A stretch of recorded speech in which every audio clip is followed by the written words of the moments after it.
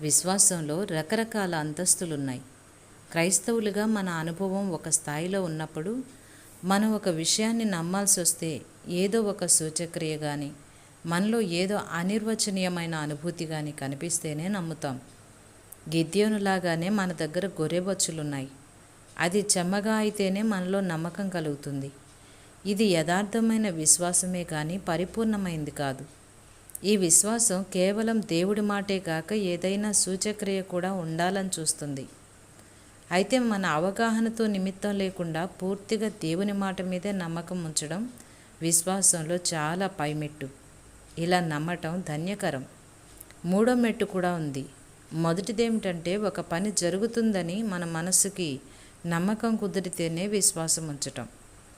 రెండోది అలాంటిదేమీ లేకపోయినా దేవుని మాట మీదే ఆధారపడి విశ్వాసం ఉంచటం.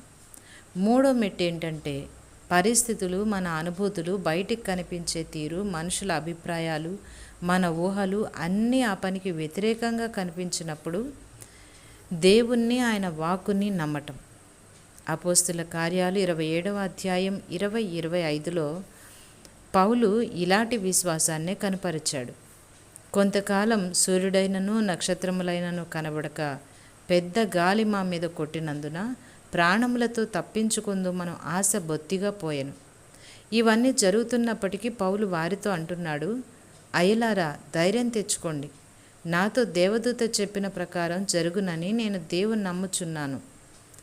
కనబడేదంతా వ్యతిరేకంగా సాక్ష్యం చెప్తున్నప్పటికీ మనం దేవుని మాటలో నమ్మకం ఉంచేలా దేవుడు మనకు విశ్వాసాన్ని అనుగ్రహిస్తాడు కాక. నమ్మకం ఉంచాల్సిన సమయం ఏది? అంత ప్రశాంతంగా ఉన్నప్పుడా? అన్నింటిపై మనం గెలుస్తున్నప్పుడా? బ్రతికే స్తుతి పాటైనప్పుడా? కాదు ఎంత మాత్రము.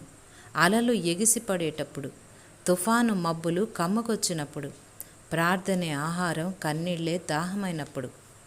నమ్మకం ఉంచాల్సిన సమయం ఏది? ఎప్పుడో రాబోయే కాలంలో పాఠాలన్నీ నేర్చుకున్న తర్వాత, కష్టాల పాలై ప్రార్థనలు చేసి స్థిర విశ్వాసం పొందిన తరువాత? కాదు ఎన్నటికీ కాదు. ఇప్పుడే ఈ దైన్యంలోనే చినిగిపోయి ధూళిలో కలిసినప్పుడే. నమ్మకం ఉంచాల్సిన తరుణం ఏది? మిత్రులంతా సఖ్యత చూపుతున్నప్పుడా? సౌఖ్యాలు కురిసేటప్పుడా? నేను చేసే ప్రతి దానిలో నాకు మెప్పు కలుగుతున్నప్పుడా? కాదు, అంతా నన్ను ఏకాకిని చేసినప్పుడు, ఆధారాలన్నీ కూలిపోయినప్పుడు. నమ్మకం ఉంచాల్సిన తరుణం ఏది? అసలు ఆశలు బావుటాలు ఎగిరినప్పుడా? ఆకాశంలో కాంతి నిండినప్పుడా? హృదయంలో హర్షం పొందినప్పుడా? కాదు ఎంత మాత్రం.